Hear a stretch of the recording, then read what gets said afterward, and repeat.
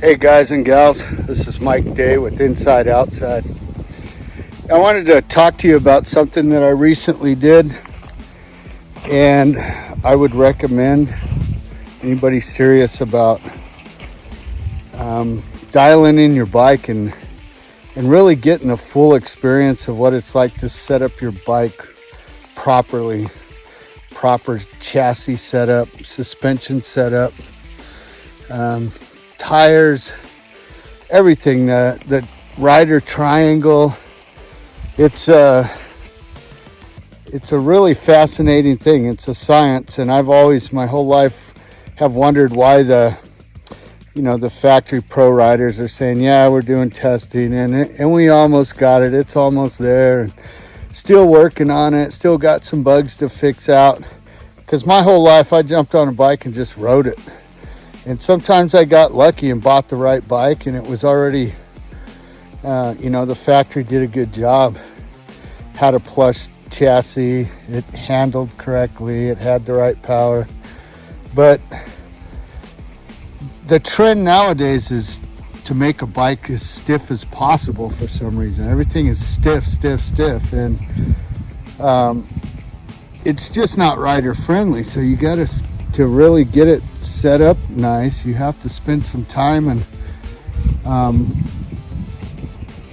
dial it in. And if you don't know, which there's a whole lot of things I didn't know, and I've been riding all my life, but if you don't know, you don't even know where to begin. So let me tell you what I did.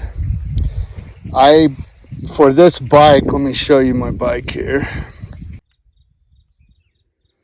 So here's my bike, and there's a butterfly, absolutely admiring it. So it must look like a mama butterfly or something. I don't know. Anyways, so I tried to do this video once before, and the wind was blowing so bad that the sound quality was horrible. So I'm gonna do it again here. So I went to California, like I said, and we started doing our testing, setup and testing, and we started right here with these hand guards. The hand guards I had on this when I was there were the Achirby full wraparound hand guards, and those, if you're not familiar, those mount somewhere here in your bar, and then they wrap around with a very stiff piece of metal, and they tie into the end of your bar. And what Colton Udall asked me is, he got on the bike and he pushed down and he asked me if they flexed, and they did. And he took those hand guards off, and then he did it again, and he said, now how are they flexing? Well, it was a considerable difference in the flexibility in the handlebars. And these are things that I love those wraparounds, because I've slammed trees and cactus and all kinds of stuff, and they saved my hands big time. But I never in a million years would have thought about the fact that the way they were mounted hinders the flexibility of my handlebars. And to be real honest, I didn't know handlebars were that flexible in the first place, but when he got on there and demonstrated, handlebars flex a lot. Now these are the handlebars I had on it when he was doing that, were fly racing oversized bars. And they went with this pad, but the bars that are on there now are actually Renthal twin walls, 999 bend, and they normally come with a crossbar that goes from side to side. And what he does on all his bikes is he always runs this handlebar and he always runs this bend, and I'll tell you why in a minute. But what he does with the crossbar is he cuts it. He either just cuts a slit down the middle, and if he's not using a stabilizer, he just puts the pad back on it, the round pad, and then that way that bar is still there to hold the pad, but it doesn't hinder the flexibility of the handlebars. And then if he is running a steering stabilizer, he cuts a chunk out of it big enough for the stabilizer to fit in between. It's ingenious, you know, and you can still put the pad on. And anyways, you know, how many of us have ridden motorcycles, dirt bikes all our lives with that crossbar and never thought one thing about it taken away from the flexibility, which that flexibility is important. It's all part of your whole suspension makeup. So, you know, one of the things that he explained to me, and you know, I kind of knew most of it, but I never really gave it much credibility as far as adding to the overall feel of the chassis and the ride and the suspension. But your suspension starts right there at the knobbies, right there at your tire, your tube, your rim, your spokes, your forks, your triple clamps, your bar mounts, your bars, your grips. It all transfers all the way through. And it's extremely crucial to think of your suspension starting right there where that tire touches the ground. And it makes a whole lot of sense to me now, and it seems so obvious, but until he brought it up, it wasn't all that obvious. You know, I have the stock triple clamps on here, and what he likes to do is he grinds them down, and I don't know exactly what he does, but he grinds on them and makes them a lot more flexible. And we just didn't have time to do that in one session. So I still have the, you know, straight out of the factory stock triple clamps. So anyways, we changed my hand guards. We changed my handlebars. We put my handlebars, and this is something I always try to do, and he just re-emphasized how important it is you want your handlebars to line straight up with your forks. That way everything's linear down through the tire, from the hands to the ground. So we lined the bars up. You can't hardly tell with all this, you know, other controls on there, but anyways, the bars are tilted back so that they're exactly straight in line with the forks. And this particular bar, the 999 bend, if you notice, there isn't much of a rise to it. It brings your hand position down so that you know, if you sit here and hold your hands up in the air, you know, if your handlebars are high and your hands are up in the air, if you think about how much less control you have because of that, and when you bring those handles or those grips down and you can get up and over your handlebars, over your suspension, over your front end, then you start controlling the bike. The bike isn't pulling you along, you push it through where you want to go. And you know, I wasn't sure how that was gonna play out until I actually got on it and rode it with these bars, and I was like, holy crap, it's like having a new bike. All of a sudden I'm just diving into corners and feeling completely in control. And he had some, you know, he has test tracks, and he also has a driveway that's long and in that hard pack with decomposed granite on it. And I was flat tracking around that thing, and I've never been able to do that. I'm horrible at hard packed, slippery stuff. And all of a sudden I'm ripping through it, and I'm like, all because the change in where my hands are on the bike. It's like, it was amazing. If we would have stopped right there with the testing, I would have been completely satisfied, because I felt so much more in control of my bike. So anyway, another big thing we did is, and this is something I never would have known about if it weren't for him.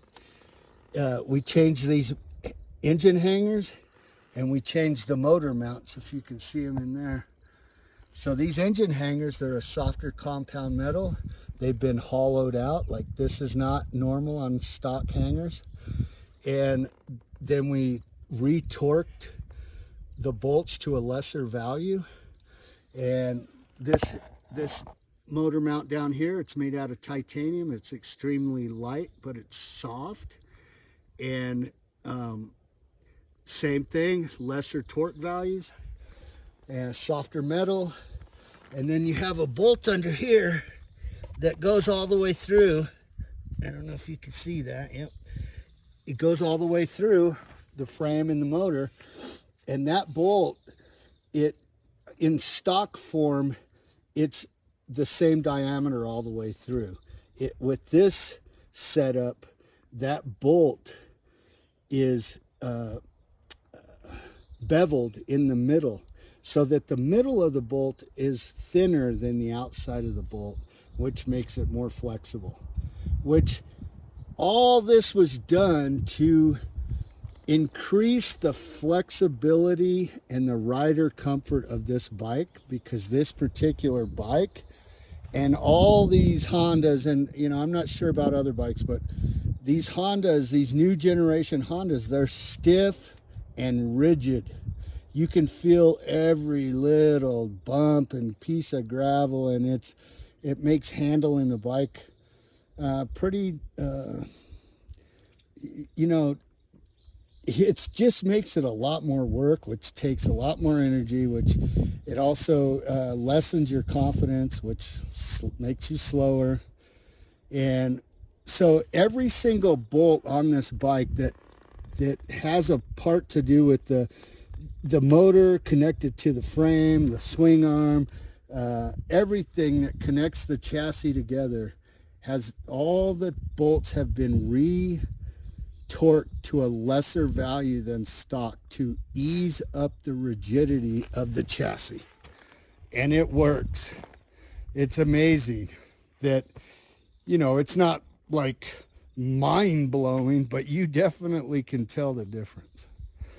Another thing about this is, this testing and this setup, this one-on-one private setup I did with him, the one thing I really, really loved is that he just made it absolute certain that this is my bike, my setup, and I need to be comfortable. It doesn't matter what he thinks, it's what I think. And so one of the things that he always does on his own bikes is he changes this linkage system to a custom linkage that is supposed to make the bike feel more planted and relieve a lot of the accelerating bumps out of corners, which, if you ride, those bumps out of corners when you get on the gas are devastating to the lower back. I can't stand that. And I was so excited to try and test that linkage, and he put it on, and I rode it, and I absolutely hated it. It felt terrible to me. And I told him, I think we're going backwards now. We need to take that off and put the stock one back on. So we put the stock one back on. I rode it again, and I'm like, that's perfect. Like, just leave it the way it is. Then we changed out these foot pegs. I told him that my rider triangle, my compartment area, I always felt cramped. I felt like when I stood up, the stand was really long. Like, it took me a long time to stand all the way up, which, we're talking a matter of milliseconds. But so he got out these IMS Core Enduro foot pegs, stainless steel. They're wide, they're very sharp, but the key to these are they're a 1/2 inch down and a 1/2 inch back down and back from stock, and it made a huge difference. I was like, okay, this feels a lot better. I don't feel like a giant on a little tiny bike. And I'm not very big, you know, I'm only 5'8", so I can only imagine a really tall guy, because I always felt cramped on this thing before I put those on. So I have a Vortex 10 ECU that was programmed by Twisted Development, and we did some changes to that. I always ran it on the most powerful, most torque settings, and he thought that was you know, it's a very radical power band. You know, it's either on or off, and it's not smooth, it's not linear when you roll on the throttle. And so he wanted me to try a different map. So he set it on map 1, and I took it out, and I was amazed, because the power was much more friendly, much more linear. The power rolled on smooth, and it still had a lot of power, and I actually rode faster. So, you know, just because you can make your bike faster doesn't mean you need to. And I learned that right then and there. That's one of the things I loved. Every change we made, we would only make one change at a time. And then I would ride it and come back, give him my feedback, and we'd make changes, or we'd leave it the way it is, or whatever. But so you don't get overwhelmed trying to figure out what you're doing from one setup to the next. You pinpoint each setup. And that changing the ECU setting to a milder setting was much better. We messed with the suspension. We put the forks up in the clamps a little bit. I can't remember what it was, 2 millimeters or something like that. And it worked really well. At the moment, I really liked it. But now that I'm back home and I'm riding in the forest and it's a lot more wide open and stuff, I put them back down, because I felt like I was darting.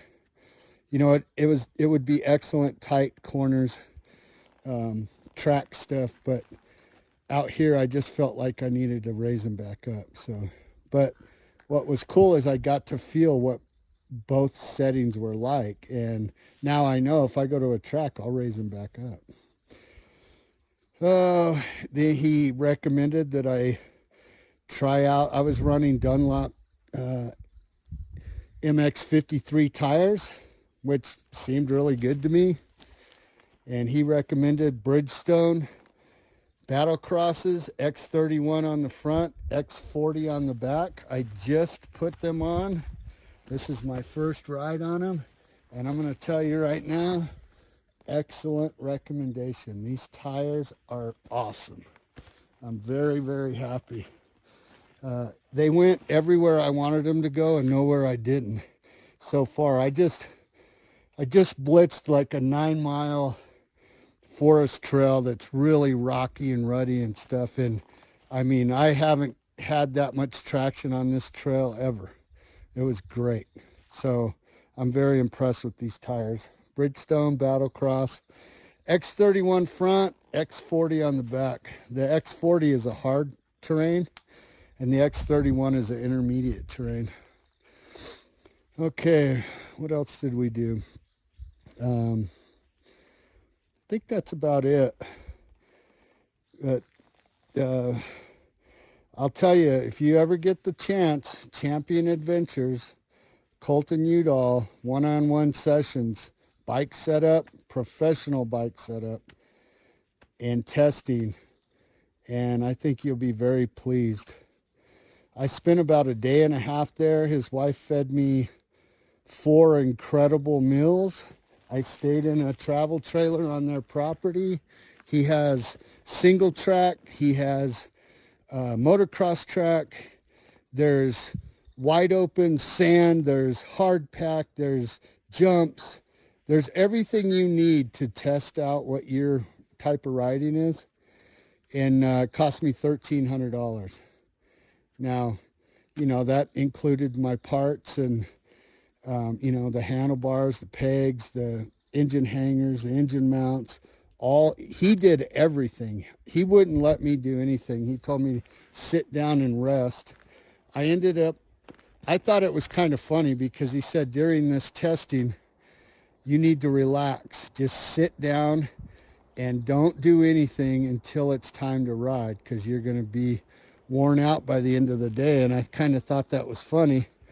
Well, I was worn out. I ended up riding 31 miles of test laps. That's a lot. Getting on and off your bike, on and off your bike, on and off, you know, and then trying to push your bike to see if it can hang, and or, you know, push your bike to see if the changes you made mattered. Anyways, once again, yeah, I'm not getting anything for this. I'm just telling you my experience, and I benefited greatly from that experience. Someday I hope to go back and actually do some rider training with him, and maybe some more bike setup. There's a lot more that he could do that I just didn't have time for. But you know, if you've ever been interested in having your bike set up like a professional, like a factory bike, give him a call. Champion Adventures, Colton Udall. All right, guys. And by the way, look at this beautiful terrain. That I live in Prescott, Arizona, and this is one beautiful place to ride, let me tell you. And challenging. There's a lot of challenging stuff here. You can make it as hard or easy or relaxing or as demanding as you want. All right, thank you for tuning in to Inside Outside. Mike Day here. Have a good day.